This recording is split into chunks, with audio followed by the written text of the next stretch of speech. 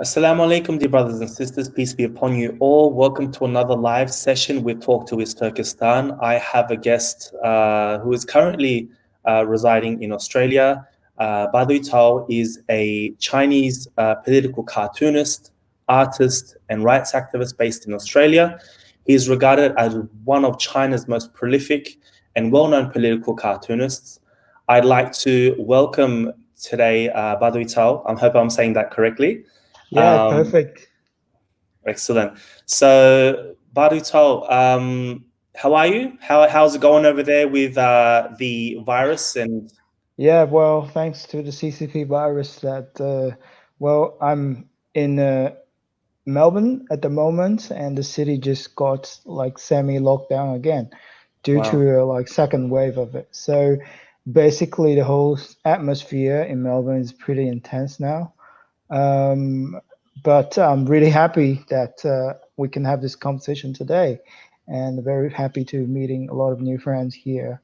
Um, I think at the moment that really the world is spinning in a very fast speed with all the political problems, not just around China, but also around the world. Uh, Possibly something that we really concern these days. One will be we find a new evidence of the Chinese government is killing babies of Uyghurs. And the other thing is the so-called national security law to Hong Kong, how it is strangling, the last bit of freedom of the city.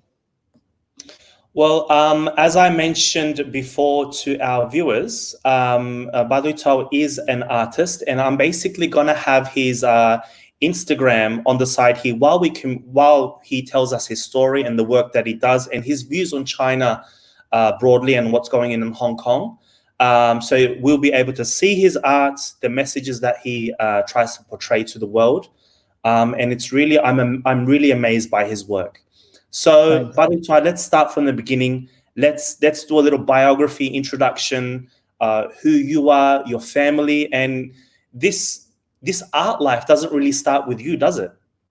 No, it's I actually never dreamed to be an artist. I basically stumbled to become a cartoonist and an artist, working on human rights issues about China and other countries.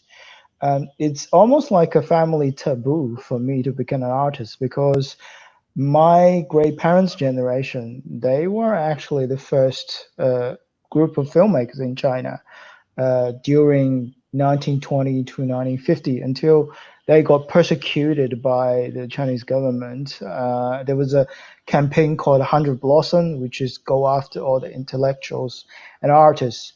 So my great parents' generation, they got wiped out during the campaign. My grandpa died, and then my father became an orphan. So that almost like leave a lesson in my family that don't be an artist because being an artist means you might be into the problem with the regime that I could repeating, the tragedy of my family. So for me, to be an artist is something that I know in my family. It is there. It's a history, but also my parents they would never wanted me to be one because it's just dangerous, and they don't want me to repeat the family tragedy. But grow up and witnessing the problem with China and knowing the history of my family just makes me want to be an artist more and more. Um, but deeply, I know that if I truly want to pursuing, create things as I wish, then I have to find a safe place, a free country, basically, and that's how I ended up in Australia. So after I finished my bachelor degree in China in a law school, I decided to leave and resettle in Australia. But by the time I still haven't really started to doing any art. It's just some little thoughts in my mind until I realized there was like a period of time in China when social media is just introduced and the government hasn't been uh, they're not aware of the potential threat of social media like they do now. So in that period of time, Weibo, so like the Chinese equivalent Twitter, uh, become a very interesting platform that you can see people actually talking now we would call sensitive topics, and that makes me want to join them and make my own comment on certain incidents. So that's how I started doing political cartoon because, well, I don't think I'm really good at writing, but drawing and making art is something that I believe because my family history. So I started to doing cartoon, and then I just started from there. But I know that if I choose that path, it's always going to be dangerous. So for a very long time, I was working anonymously. That I never show my face, or I can't even do um, like conversation like this because I would worry that if my voice being recognized by the Chinese government, they could still know who I am. I believe the first pieces of artwork that you did were based on the Windrill train collision that happened in 2011, where many had died. Right. Could Yeah. you tell us that?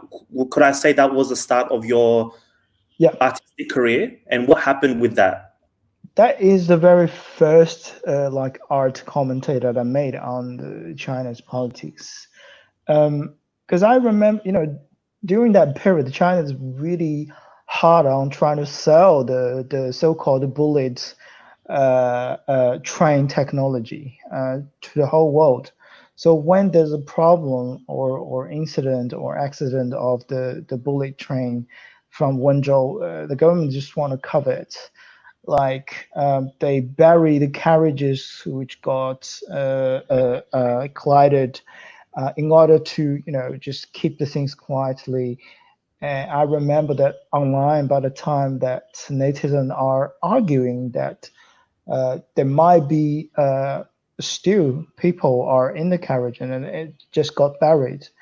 So that incident was quite impressive for me, not just how low the government can be when they try to hiding the truth, but also I sense that there is this kind of sentiment on China's internet among the normal people. They have this willing to express their ideas of the society. So you can basically see a wrestling between, let's say, the general public's opinion and the government's official uh, narrative. Um, and I feel that's very interesting. It's very inspiring, although it's a huge tragedy. But I feel hope when I see, there are voices being expressed among the ordinary people, and I just want to be a part of it. I've got a comment here by Subur Ahmed. He says, "Are you worried about your work affecting your family in China?"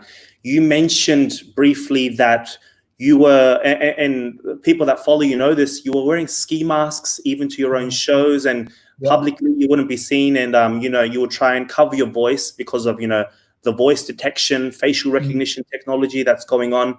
How obviously talk about, so a two-parter, does it affect your family, and when did you decide to just show your face, let people hear your voice? When did this Right. decision take place, and why?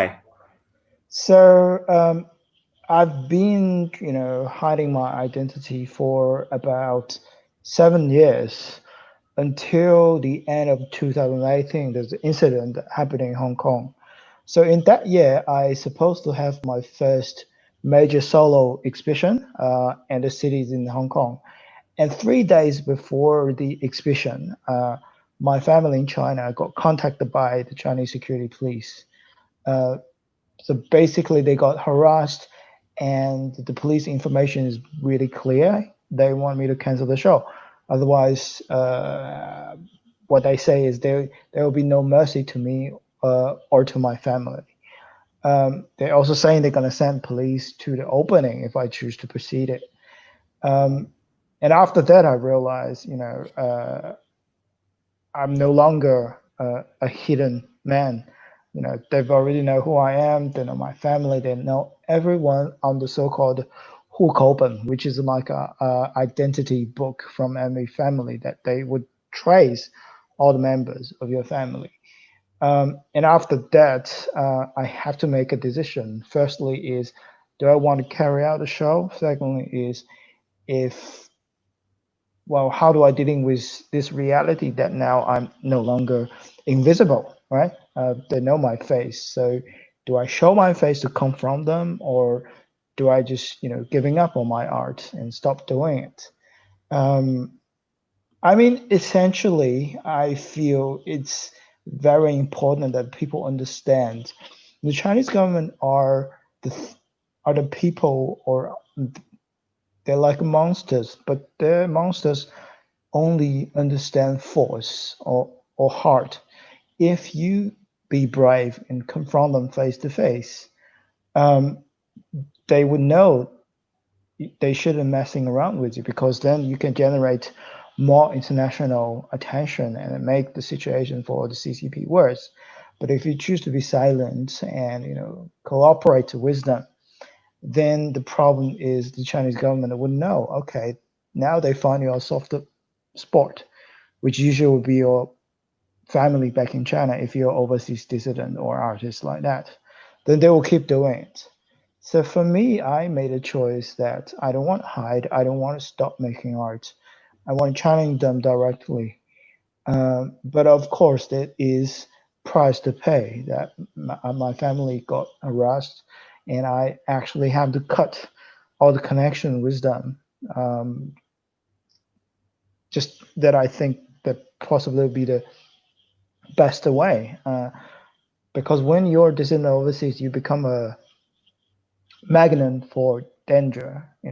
Anyone close to you can become a leverage to those people, to the Chinese authority. So if you're alone, you're probably the most powerful in the most powerful status. But if you are, associated with some people, then it's not.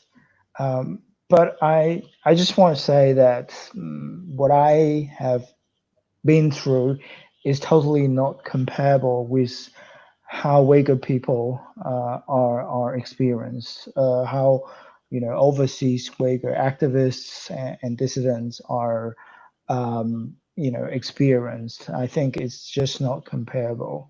Uh, but still, the Chinese government always find a way to try to control you. And I think the brave you are, the hard you can act, well, probably the more efficient that you can stop them to manipulate you. Yeah, with you mentioning that, do you have a connection with the Uyghur community in Australia? And how would you compare to what's happening in Hong Kong, Mm. mainland China? I mean, I'm even wanting to no longer separate Hong Kong, China from mainland China, because essentially it's slowly, Mm. or it has become part of mainland China, hasn't it? How would you Right. compare East Turkestan and what's happening in mainland China? I mean, in Australia, we have a relatively big community of Uyghur uh, immigrants and people, also Muslims as well. So I do have some friends from the Uyghur community, and I also have a lot of friends on Twitter who are activists or dissidents, and some of them are just son or daughters who have a family being captured in China or being sent to the concentration camps in China, and they just want to advocate for their family. I feel very privileged knowing the Uyghur people. I think you guys are the truly, brave people to really fight against this regime, possibly much earlier than many other groups. Um, but I also feel that the persecution on your people compared with maybe like other Chinese dissidents or even the Hong Kongers are much harsh and much cruel, and it happened much early. And the international society relatively not paying enough attention on your people's tragedy either, so that I feel sometimes it's really unfair to your situation. Let me tell you one incident. I was meeting this very young girl in Australia, a Uyghur girl, to knowing what is happening uh, back in the East Turkestan. Um, and there's this incident that she's showing me her phone, and I realize she still kept the WeChat, the Chinese, social media app, in the same phone she's using to liaison and doing campaigning in Australia. So I mentioned to her that, with that app, the Chinese government possibly could hacking your phone or get information or personal or privacy information from your phone. So you shouldn't keep it in the same phone. If you have to use it, then keep it in two phones. And that young girl didn't realize it until I remind her. So she instantly burst into tears in front of me, and that's really um, something um, hurt my heart. I meet other dissidents from Hong Kong, from mainland China, but none of them would suddenly collapse just because such a small piece of information. And I guess from that, it reflects how much pressure and pain that your people are going through, and but in the meantime, you carry out awesome campaigns that telling the world what is happening, and risking everything. So really great respect to the Uyghur community. um, I think the situation in Hong Kong is rather peculiar at the moment, that um, obviously the so-called national security law is killing Hong Kong, um, not just for the protesters, but for the society in general now. Well, now it's just the the third day, the fourth day of it, but you've already seen the effect, like this chill effect among internet. There are tons of Hong Kong users starting to deleting their social media history, deleting their Twitter accounts. Uh, you can see a form of self-censorship already kicking in. There are less people talking about it. You see young girls protest with a white sheet of paper because she's worried whatever she's putting on the paper, she'll be accused as violate the NSL. So this is really devastating. But what makes me also think is, apparently China knows that what it means to Hong Kong. Well, internationally, we see Hong Kong not just as a freedom fighter, but also very important financial city. All the capitals will go through Hong Kong in order to get to China, because they believe in Hong Kong. They will have freedom and safety. But now the national security law is destroying this brand of Hong Kong being free and safety, right? So China is basically throw away this very important financial city, which link it to international society. So I am wonder, what does it reflect? Is China planning to go full disattached from the international society, or it's gonna just play with its little pals of the One Belt One Road? So we are actually facing a situation very similar to uh, the Cold War between America and Soviet Union. By the time it's entirely isolated two parts of the world. You have the American allies, you have the Soviet Union, and is China going that way as well? And if that is truly the case, if we're entering the Cold War 2.0, then I'm I am afraid that whoever are still inside of China or under the influence of the Chinese regime would have a much harder time, because by the time China will care nothing about international pressure, if it is already in war or Cold War, they would violate human rights even more. They we always say Chinese want face, right? Mm. they would throw the face away because they don't even care to pretend if we really entering that time. Um, but Well, there's also, yeah, yeah, even trying to save face. mm, With what happened with the what you've labeled as the Xi virus, yeah, China's communism has affected the whole world, hasn't it? exactly. I mean, it's not just.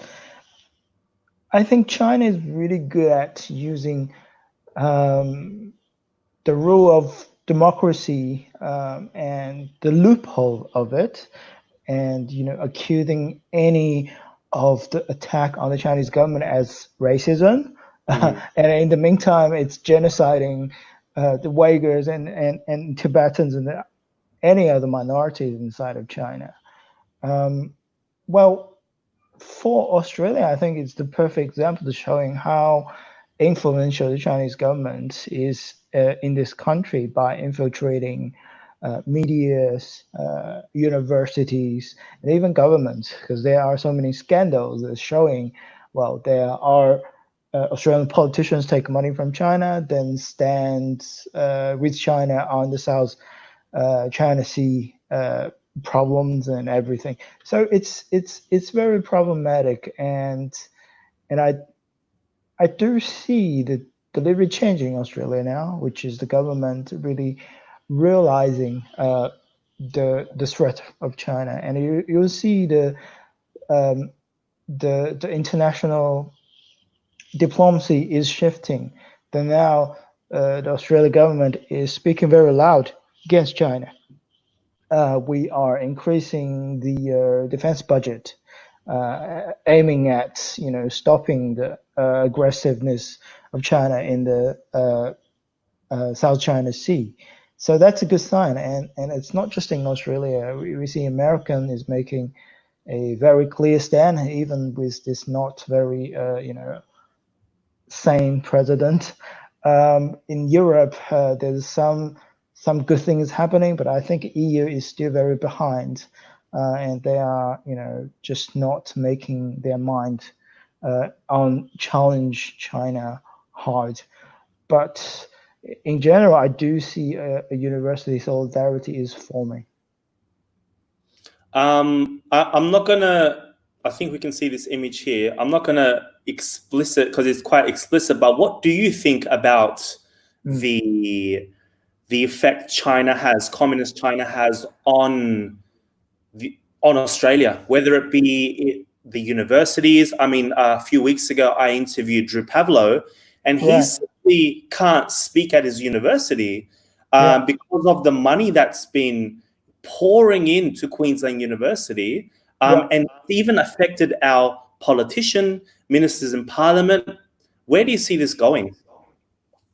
It's very problematic, I would say. I totally agree with Drew's understanding of it, and from my experience, that I can't have artwork in Hong Kong to be displayed. Uh, what makes me angry is I can't even have my artwork displayed in Australia. I got censored in Australia several Oh, times because the gallery is worrying that potentially it will bring danger to the gallery owner, or it will damage their market in China for the modern arts commercial activities. Well, last year we have honored to invited a very important Hong Kong activist and a musician, Denise Ho, to Melbourne, and there was a like artist dialogue, a bit like the ones that we have now, but it's in a like more like a performance way, and we want to do it in the uh, we just want to do it in Melbourne, right? And we searched and visiting about 10 venues. A lot of them are public funded venues just to hire a space, and we got turned off 10 times, including NGV, which is the National Gallery of Victoria.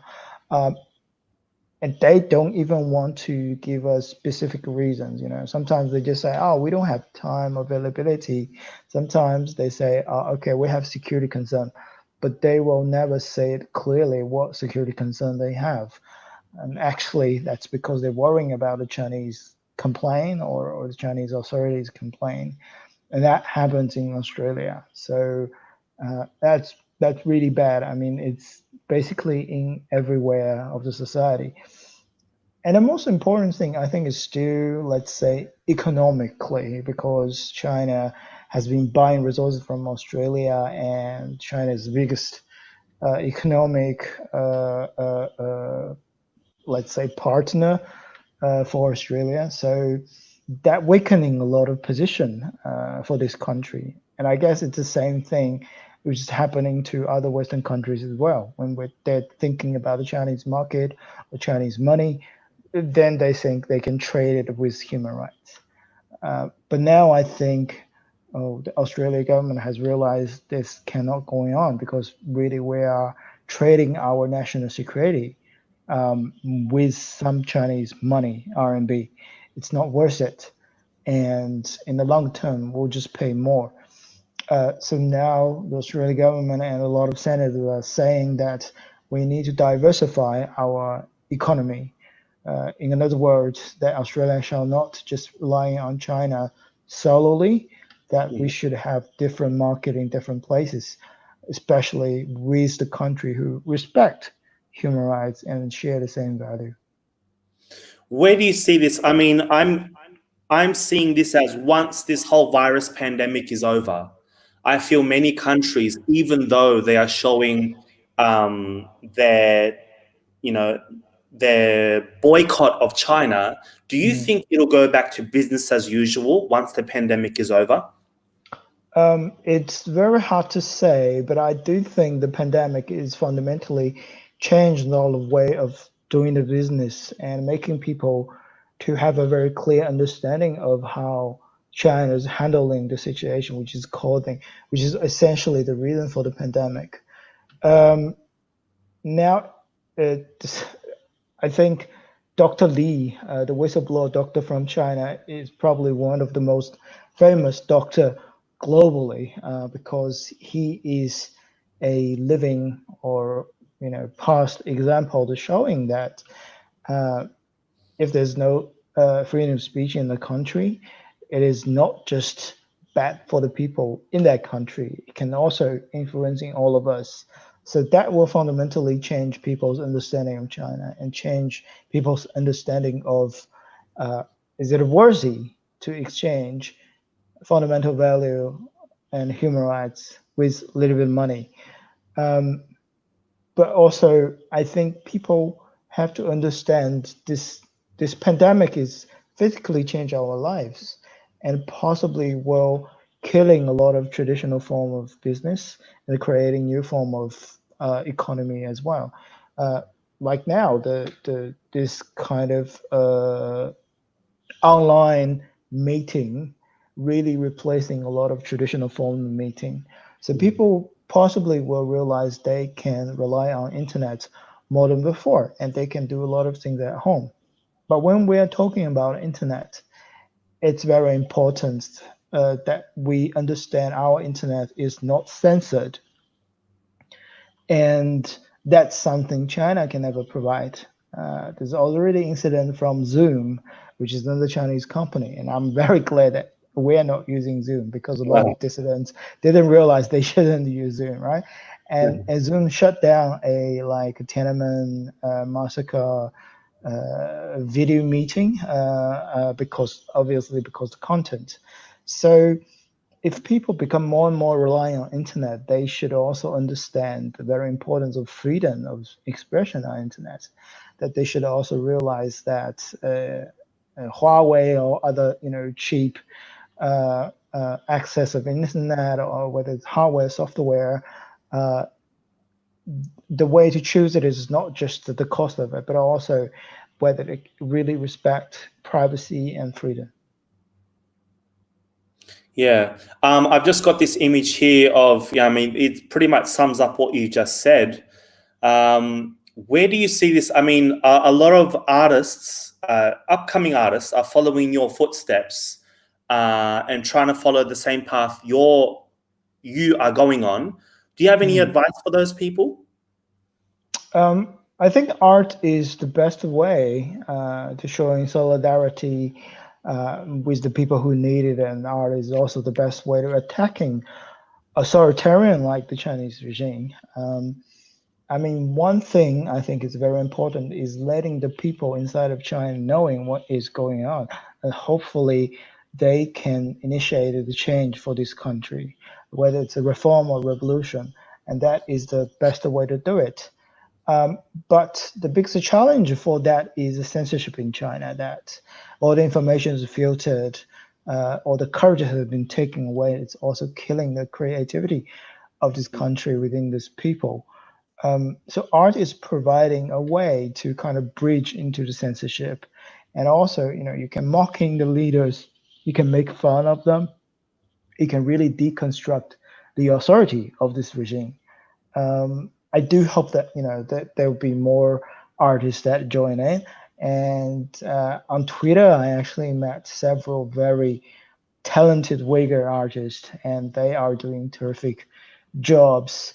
Um, and I think I'm really glad that more and more people would join us to do this. And Hong Kong protest art is also a very, very phenomenal thing around the world. And you can also see that how art is diversified form of protest that make uh, general public outside of China, like in the Western world, or in other words, to appreciate our fight and cause. And because art is serving as a common language, it can go beyond the difference of language. Like, let's say, if you only know Arabic, if you only know English, you might missing a lot of content from the citizen art of China.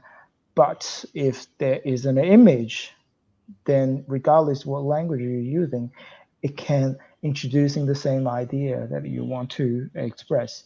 So I think art is definitely a very good and important way to conduct any campaign or activism.